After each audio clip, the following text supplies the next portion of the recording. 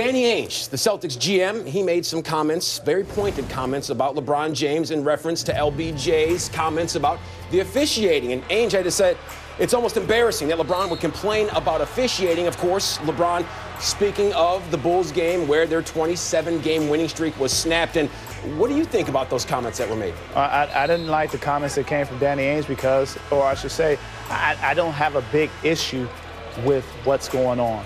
All right, well, here's what was actually said verbatim. Danny Ainge said, well, this is Pat Riley. Speaking of Danny Ainge, he said he needs to shut the hoo-hoo up and manage his own team. He was the biggest whiner going when he was playing, and I know that because I coached against him.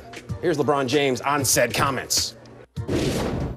What did it mean to have the team president make comments supporting you and the efforts of this team? That's who we are. We ride together, all of us, from the top to the bottom. We all protect each other on and off the floor, and it's it's big time to see that.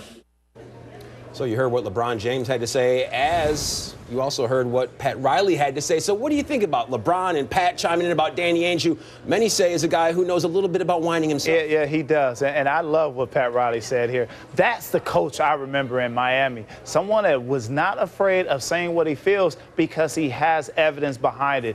People remember Danny Ainge in Portland as well as Boston and Phoenix when he got touched a little bit. And it's like, oh, come on, Joey, you got to call that foul. So, you know, worry more about your ball club, because this just opens up all types of things. And we've seen what kind of performances the Miami Heat has had against the Boston Celtics. It's only a half-an-hour show, but if we could, we would get Joey Crawford on the phone, and he would chronicle those whining experiences by Danny Ainge.